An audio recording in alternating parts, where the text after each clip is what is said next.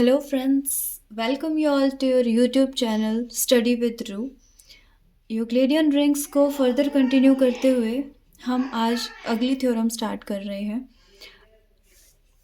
An ideal S of an Euclidean ring R is maximal if and only if S is generated by some prime element of R.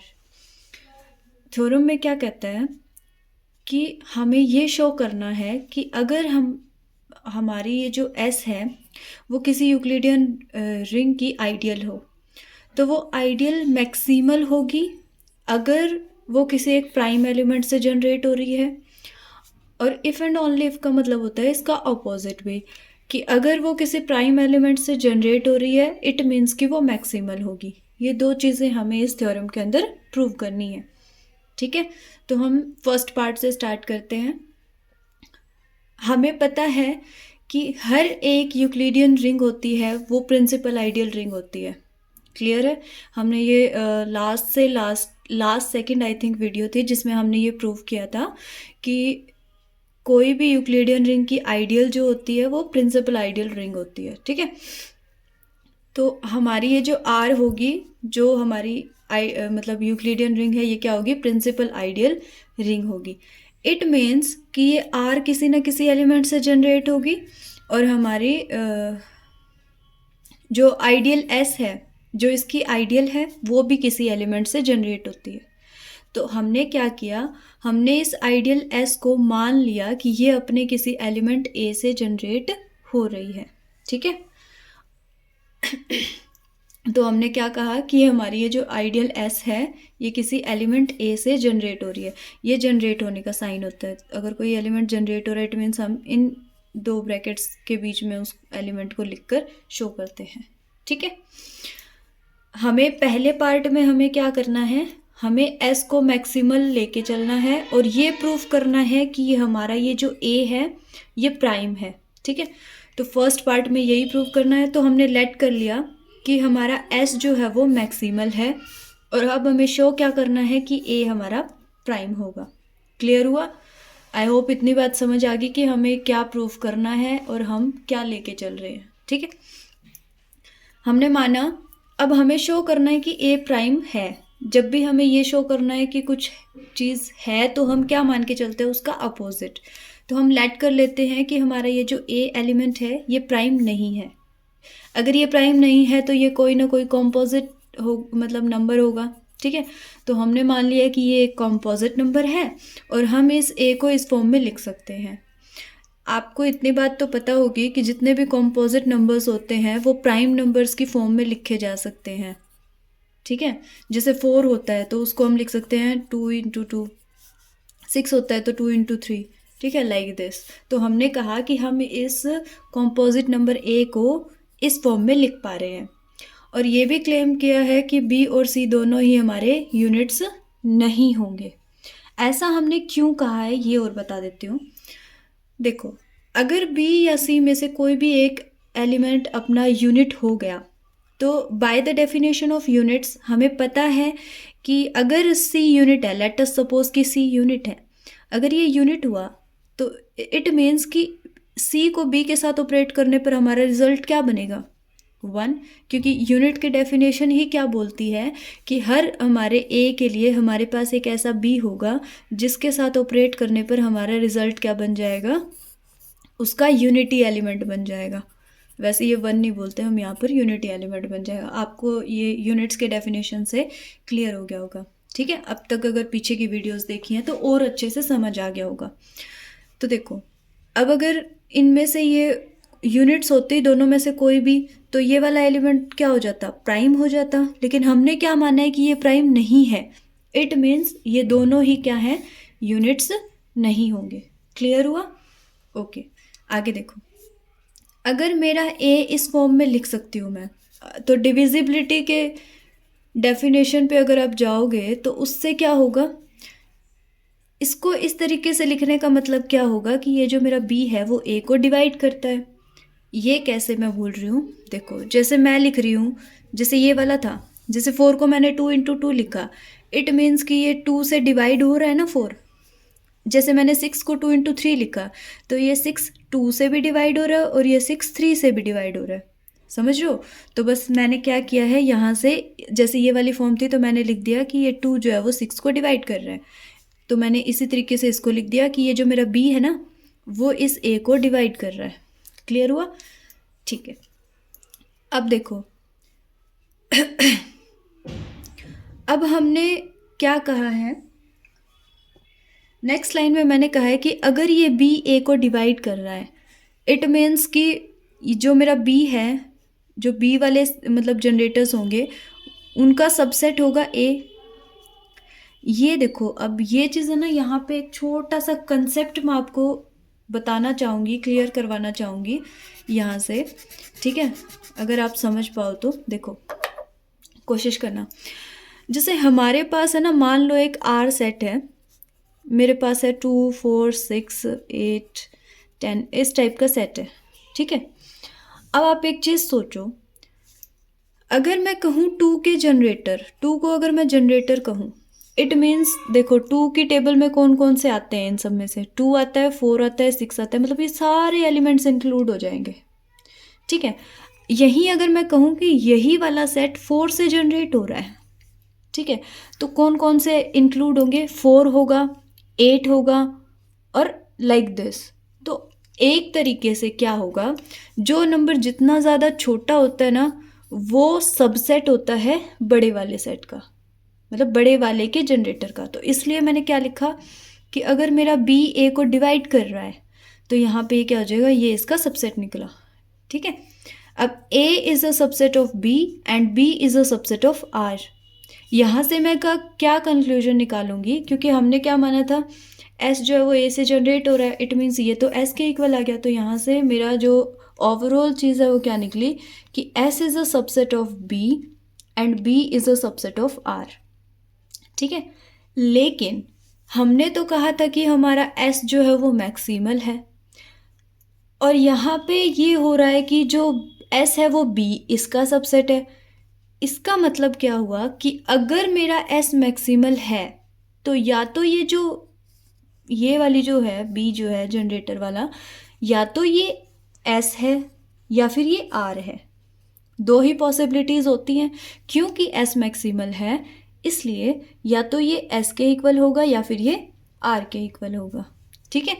अब हम अलग अलग दोनों cases को study करेंगे कि अगर ये S के इक्वल हो तो क्या होगा और अगर ये B जो R के इक्वल हो तो क्या होगा, ठीक है। तो फर्स्ट केस में देखो, अगर मेरा S B से जनरेट हो रहा है, ठीक है, मतलब ये इक्वल है, इट मीन्स कि B A के इक्वल है, क्योंकि S तो A से ही जनरेट हो रहा था ना, ठीक है। यानी कि B मेरा एक सबसेट हो गया A का। अगर ये इसका सबसेट है इट मीन्स हम B को इस फॉर्म में लिख सकते हैं, ठीक है। और ऊपर हमने A की वैल्यू क्या थी हमारे पास, A is equals to B C. यहाँ से इस A की वैल्यू को उठाकर मैंने इसमें पुट कर दिया, यानी कि B is equals to A की जगह मैंने वो ऊपर वाली वैल्यू पुट की और इनटू में R। यहाँ से B को कॉमन निकाल लो, अंदर बच गया यहाँ से 1, यहाँ से CR and that is equal to 0। अब देखो, जितनी भी हमारी यूक्लिडियन रिंग्स होती हैं ना वो क्या होती हैं, विदाउट ज़ीरो डिवाइजर्स होती हैं। अब इसमें क्या होता है कि अगर हमारे पास कोई A B is equal to 0 है तो या तो मेरा A 0 होगा या फिर मेरा B 0 होगा। तो इस केस में क्या बनेगा, या तो मेरा B 0 होगा या फिर ये वाली टर्म 0 होगी। लेकिन हम जिन एलिमेंट्स की बात कर रहे हैं वो तो नॉन ज़ीरो एलिमेंट्स की बात कर रहे हैं, तो यहाँ पर B 0 तो होगा नहीं, इट मीन्स 1 माइनस CR क्या होगा, 0 होगा। यहाँ तक क्लियर हुआ कि B तो 0 नहीं होगा, इट मीन्स ये वाली टर्म 0 होगी। अगर ये 0 होगी तो 1 इज इक्वल टू CR। अब by the definition of units, अगर ये CR इज इक्वल टू 1 आ रहा है, यूनिटी एलिमेंट के इक्वल आ रहा है, दैट मीन्स कि C जो है वो हमारी यूनिट होगी। अब इसमें एक टर्म मैंने ऐड करी है, बुक्स में भी आपको देखने को मिलेगी कि C इज़ इन्वर्टिबल। इसका क्या मतलब होता है, देखो फर्स्ट चैप्टर में आप सबने पढ़ा होगा क्या होता है कि जब हम किसी भी एलिमेंट को किसी दूसरे एलिमेंट से ऑपरेट करें और हमारे पास रिजल्ट आइडेंटिटी एलिमेंट आए, ठीक है, तो ये जो एलिमेंट होता है इसको क्या बोलते हैं? इसको बोलते हैं इनवर्स। यानी कि इसको अगर मैं सिंपल डेफिनेशन में बोलूँ तो ये कुछ इस तरीके से समझो कि अगर मैं ए को उसी के इनवर्स से ऑपरेट करूँ तो रिजल्ट क्या बनेगा? आइडेंटिटी। समझ रहे हो? तो इसलिए जब किसी नंबर को किसी एलिमेंट को दूसरे एलिमेंट से जब आपने ऑपरेट किया तो आपका रिजल्ट उसका आइडेंटिटी एलिमेंट बन रहा है। दैट मीन्स वो क्या होगा? उसका इन्वर्स। तो इसलिए इसने लिखा है कि सी हमारा क्या है? इन्वर्टिबल है। इन्वर्टिबल है इसका मतलब ये यूनिट होगा। समझ गए? और ये हमारी क्या आ जाएगी? कॉन्ट्राडिक्शन। क्योंकि हमने क्या माना था कि हमारा ये जो ए है वो क्या है? कंपोजिट नंबर है और इस ए को मैं बी सी की फॉर्म में लिख सकती हूँ जहाँ पर बी और सी दोनों ही मेरे यूनिट नहीं होने चाहिए। लेकिन अगर मैं अपने इस बी को एस के इक्वल रखूँ तो मेरा कॉन्ट्राडिक्शन हो रहा है। इसका मतलब ये बी एस के इक्वल नहीं होगा। पहली कंडीशन तो गलत प्रूफ हो गई। अब दूसरी पे बात करते हैं कि पहला तो ये था कि वो एस के इक्वल होगा, अगर एस के इक्वल नहीं है तो आर के इक्वल होगा। अब हम इस पर बात करेंगे, ठीक है। अब देखो 1 जो है वो हमारी रिंग का एक एलिमेंट है, क्योंकि मैंने बताया था यूक्लिडियन रिंग है, उसके पास अपनी आइडेंटिटी होगी और वो क्या होती है? 1 आइडेंटिटी एलिमेंट। जहाँ पर किसी भी ऑपरेशन की बात नहीं कर रहे होते ना, या कुछ दिया ना हो, वहाँ पर हम कंसीडर करते हैं मल्टीप्लिकेशन को अपना।